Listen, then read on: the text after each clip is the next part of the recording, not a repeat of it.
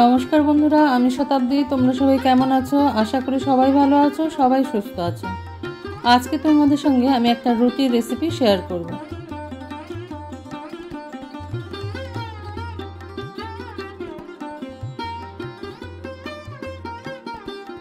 প্রথমে দেখো, আমি দুটো আলু সিদ্ধ করে গ্রেটারের সাহায্যে গ্রেট করে নিয়েছি। এবার এটার মধ্যে কিছুটা পরিমাণ মাখন আমি গলিয়ে নিয়ে আলু সিদ্ধটার সঙ্গে ভালো করে মেখে নেব।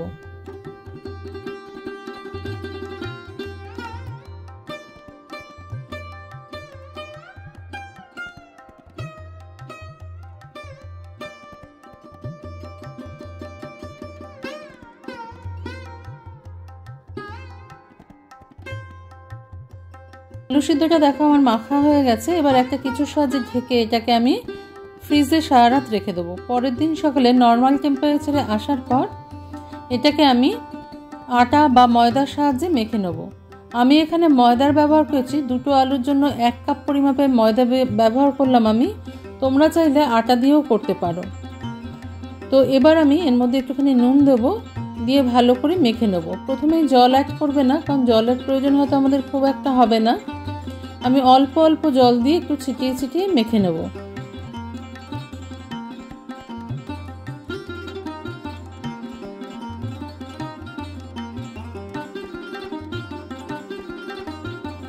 রুটির থেকে একটু নরম আমি এটাকে মেখে নিয়েছি।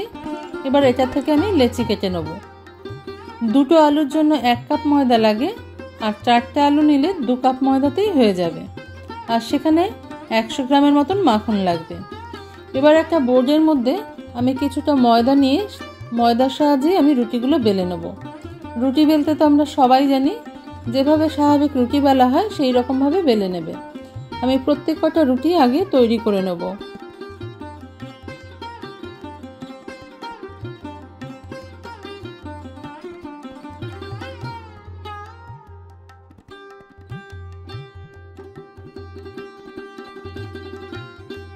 দেখো, সবকটা রুটি আমার বেলা হয়ে গেছে।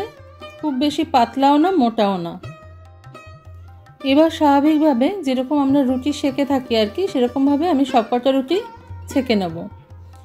তোমরা এই ধরনের রুটি কেউ কোনোদিন খেয়েছো কিনা জানি না, তবে একবার অবশ্যই ট্রাই করবে বাড়িতে। একেবারে নরম তুলতুলে হয়, যে একবারে হাতের মধ্যে দলা করলে মুঠের মধ্যে চলে আসবে।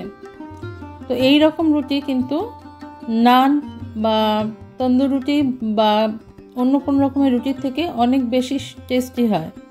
তোমরা একবার অবশ্যই বাড়িতে ট্রাই করে জানাবে যে কেমন লাগলো এই রুটিটা তোমাদের। চ্যানেলে কোনো নতুন বন্ধু হয়ে থাকলে বন্ধু হয়ে পাশে চলে আসতে পারো। সেই জন্য তোমাদের ফুল ভিডিওটা ওয়াচ করতে হবে, আর সঙ্গে বেল নোটিফিকেশনটাও অন করে দিতে হবে, যাতে সবার প্রথম ভিডিও নোটিফিকেশন তোমাদের আগে পৌঁছে যায়। দেখো কতটা সফট হয়েছে, একেবারে মুঠোর মধ্যে চলে আসছে রুটিগুলো। কিন্তু নিজেরা না করলে এটা বুঝতে পারবে না।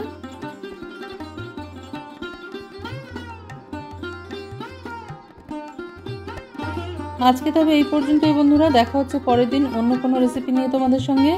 তোমরা সবাই ভালো থেকো, সুস্থ থেকো।